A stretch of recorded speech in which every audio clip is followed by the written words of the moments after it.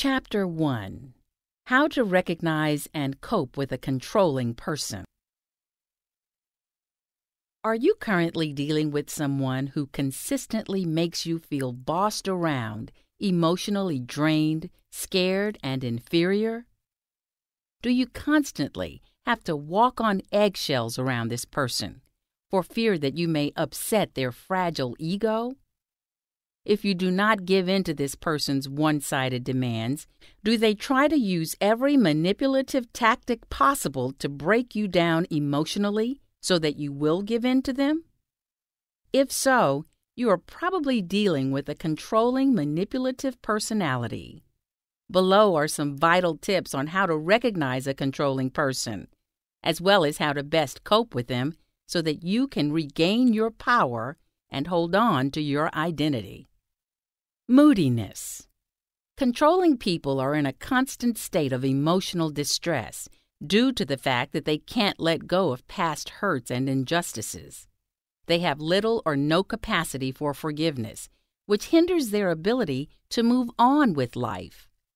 An adult who experienced neglect as a child may try to cope with their pain by having complete control over the people around them as a way to prevent future abandonment. This, in turn, makes them feel more powerful and less out of control. Attention-seeking behavior. If you are someone who has many close social connections, a controlling person may seek to isolate you from your connections in the event of feeling ignored by you. They may try to make you choose between them and your connections when you should not have to choose at all. If you continue to ignore the controlling person, they may sulk or throw fits of anger until you give in to their self-centered demands. This behavior is typical of narcissists, who are, by nature, the centers of their own universe. Lack of empathy. Controlling people are known for their lack of empathy and remorse when they hurt others. Rather than accepting the blame for their wrongdoings, they will often blame the victim for making them angry as a way to justify their callous actions. Nothing is ever their fault.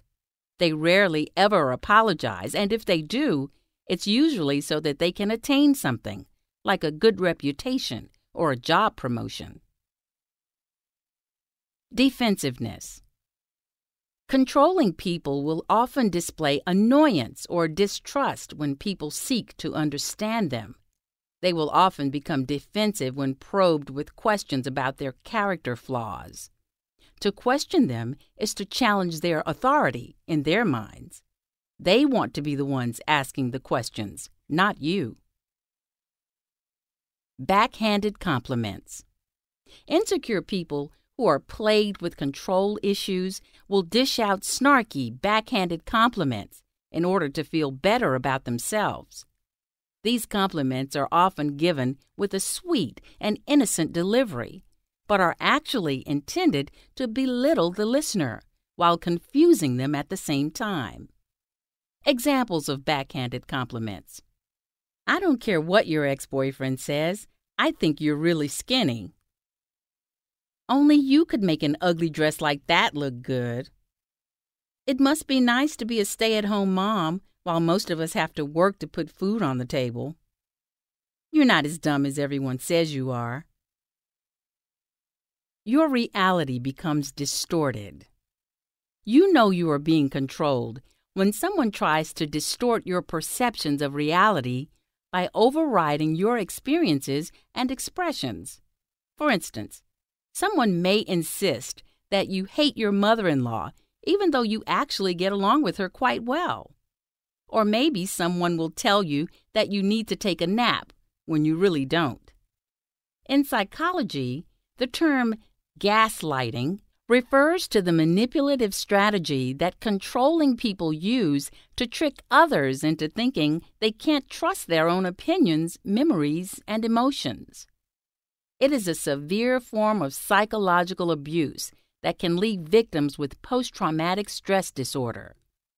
In its subtle form, gaslighting is used as a means to cover up white lies told by the abuser.